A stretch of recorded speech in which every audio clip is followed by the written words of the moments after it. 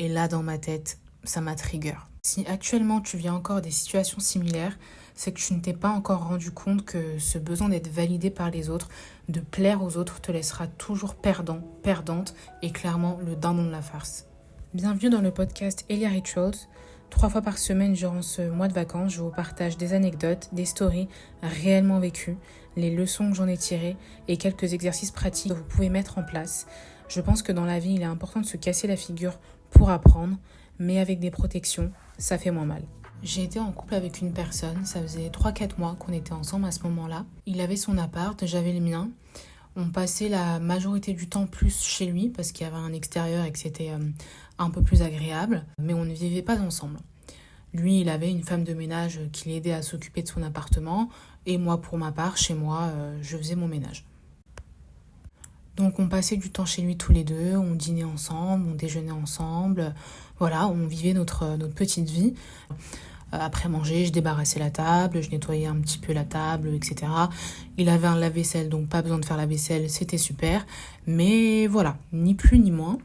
Et un jour, alors qu'on était en week-end, j'écoutais la chanson Nettoyer, balayer, pour ceux qui ont la ref. Et il me sort, en rigolant, mais toi, tu passes même pas le balai. Et là, dans ma tête, ça m'a trigger.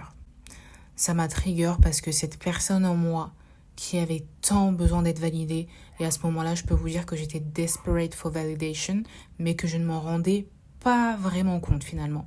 C'est pour ça que à toutes les personnes qui sont dans cette situation-là, vous allez peut-être reconnaître à travers les différents symptômes de quand on vous dit une phrase et que ça vous pique et que tout de suite, votre comportement il change. Parce qu'à partir du moment où il m'a dit ça, je me suis dit mais ça veut dire qu'il trouve que je suis pas à la hauteur en tant que femme dans un foyer parce que je l'aide pas à faire le ménage, etc. Et possiblement, il va pas me prendre au sérieux pour une relation, une réelle relation construite dans le temps, une femme à marier et tout ce qui s'ensuit. Vu que souvent, nous les femmes, c'est à travers ces éléments-là qu'on nous a dit que notre valeur est déterminée. Et à partir de là, je peux vous dire que quand on est rentré du week-end, j'ai commencé à me transformer en Conchita. Même chez moi, c'était pas aussi propre. Mais alors réellement, j'ai commencé à passer l'aspirateur, à vraiment nettoyer de fond en comble, être au taquet, etc. à cause de cette phrase-là qu'il m'avait dite.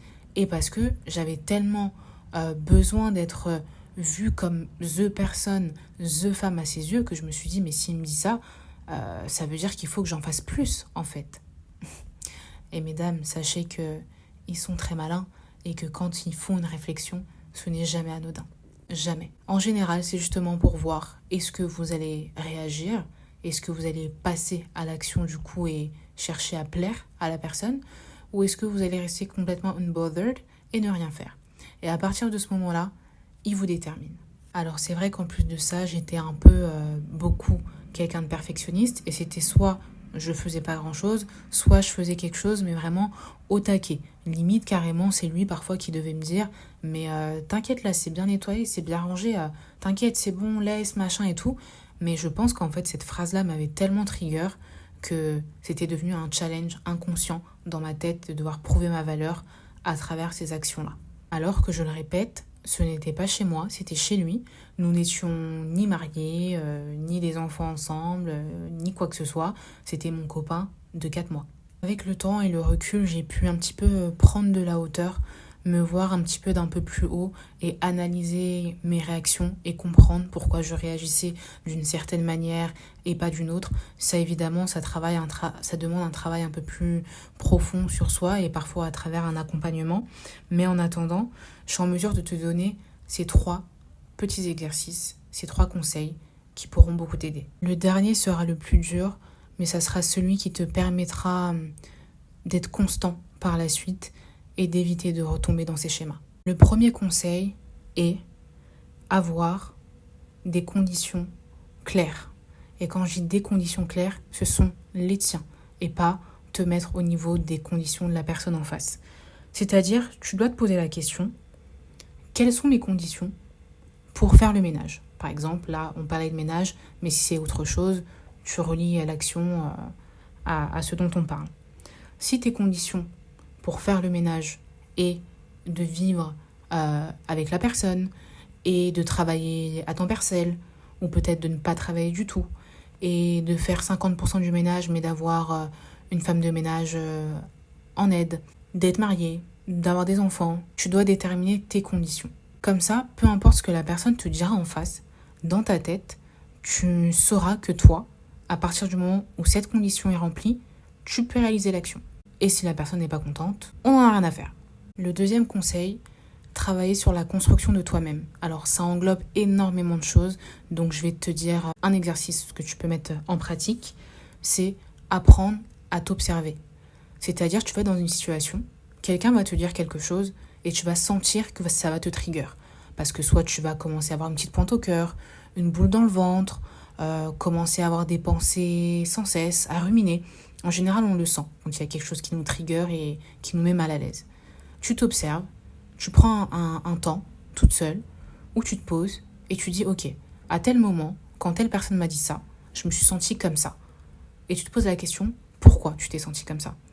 Et tu vas voir que petit à petit, il y a des choses qui vont te venir à la tête, à l'esprit. Moi, je te conseille même de prendre un petit carnet et de noter, ou alors éventuellement de le faire oralement. Tu peux parler juste comme ça, oralement, ou même t'enregistrer. Comme ça te permettra de voir un petit peu l'évolution. Et tu verras que petit à petit, tu vas apprendre à te connaître. Et ça t'aidera énormément dans ta construction, dans le fait de construire des fondations solides. C'est réellement un très bon exercice que tu peux réaliser quand tu veux, très facilement. Et le troisième conseil, qui est la continuité du deuxième, c'est travailler ton détachement. Tu verras qu'une fois que tu auras un peu plus appris à te connaître et à construire des nouvelles fondations, tu pourras tout doucement apprendre à travailler ce détachement. Ce détachement parce que ta valeur, tu la verras à travers toi-même et tu la verras moins à travers ceux des autres et des personnes notamment que tu aimes et que tu estimes, ou que tu crois aimer d'ailleurs, ou que tu crois estimer, mais bon, c'est un autre débat. Ça demande également un suivi un peu plus poussé car évidemment, des années de construction et d'habitude ne peuvent pas se casser en une vidéo. Cependant, dans un premier temps, ce que tu peux faire, une fois que tu auras posé tes conditions et des conditions claires, quand quelqu'un te dira « Oh, tu fais pas ça » ou « Oh, tu fais pas ci » ou « Oh, moi je pensais que tu étais plus comme ça », tu sentiras cette petite gêne parce que il faut un petit peu de temps pour se reprogrammer. Et justement, pour entraîner le fait de te détacher, malgré cette gêne, ne réagis pas. Ne réagis pas, tout simplement. Ne réagis pas. Dis juste un « Ok » ou « Ah, tu crois Ok, intéressant ». Et pareil, après, je te conseille de faire beaucoup de journaling, c'est-à-dire d'écrire comment tu t'es senti. Mais finalement, ce que tu te diras à la fin, c'est que tu t'es tenu à ta vision.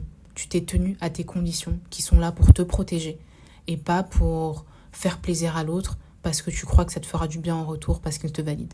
Donc n'hésitez pas à me dire ce que ça a donné, si vous avez mis ces petits conseils en place et si vous avez des anecdotes que vous voulez partager également, n'hésitez pas en commentaire les filles, je suis là, je réponds et voilà, moi je m'expose mais faites-moi ressentir que je suis pas la seule à avoir vécu des trucs comme ça.